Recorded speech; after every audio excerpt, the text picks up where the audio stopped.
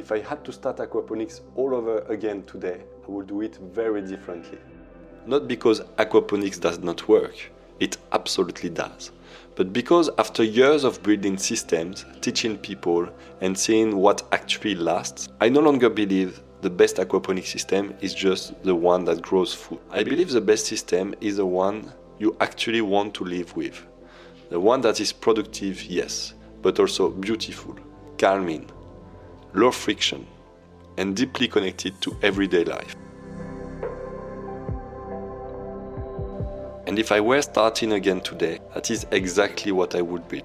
Now, it has been a while since I last published a serious aquaponics video. And during that time, I have done a lot of thinking about what really matters in a backyard system. Because when people first discover aquaponics, they often get excited by the concept. Grow fish and plants together, save water, create a living ecosystem. But then reality kicks in. Many systems end up feeling too technical, too plastic, too exposed, too noisy, too ugly, too complicated to integrate into a real home and a real garden. And that is where, in my opinion, many people go wrong.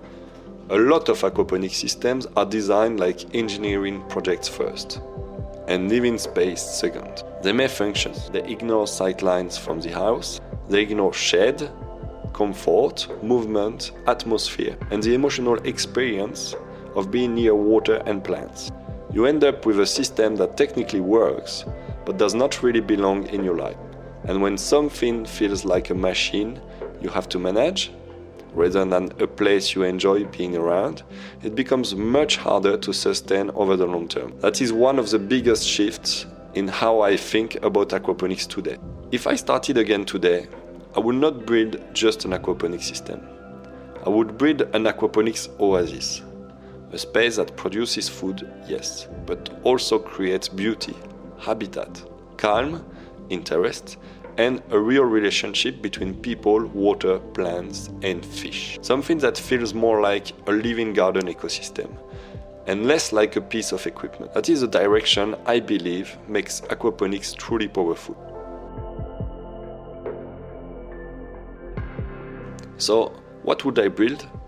First, I would build around a body of water that feels attractive in itself. Not a hidden tank, not something you want to camouflage, but a real water feature. Something that draws you in visually and emotionally. Because when the water itself is beautiful, the whole system becomes far easier to integrate into a garden. And once that happens, the system is no longer just for production. It becomes a destination. Second, I would design the planting so the system feels lush and alive. One of the mistakes people make is to think only in terms of yield, but in a home system, beauty matters, texture matters, height matters, layers matter, reflections matter. The way plants soften the edges matters. A productive system can also be inspiring. It can feel abundant, it can feel peaceful, and that changes everything. Third, I will think much more carefully about where the system sits in relation to daily life. Can you see it from the kitchen? From the terrace? From the living area? Do you naturally walk past it every day? Because the best system is not the one hidden in the back corner of the property.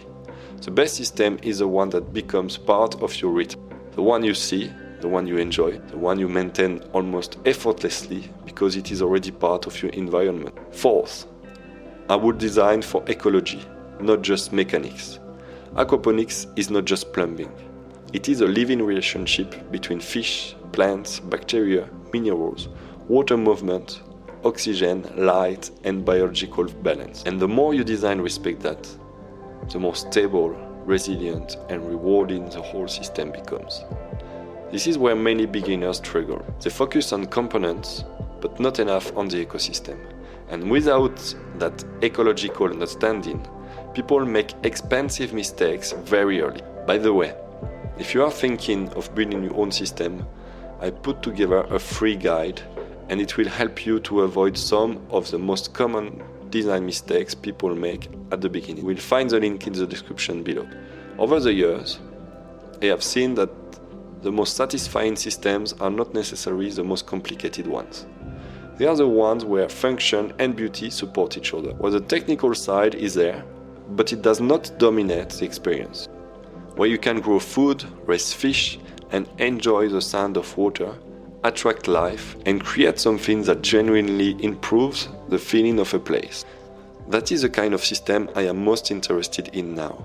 Not just efficient, not just clever, but meaningful, attractive, and deeply livable. And in the coming months, I am going to start documenting a new project at home. It is not going to be a standard aquaponic setup. It will be closer to a natural swimming pond or a garden water ecosystem, but I will absolutely be using some aquaponics principles in the design. So, if you're interested in beautiful ecological water-based systems, not just plastic grow beds and tanks, because I want to show how these ideas can evolve into something even more integrated, more natural, and more inspiring. And if this way of thinking about aquaponics resonates with you, if you are not just trying to copy a system but want to understand how to design something truly beautiful and functional, this is exactly why I created my training, Holistic Aquaponics. It is for people who want more than technical setup. It is for people who want to create a real oasis.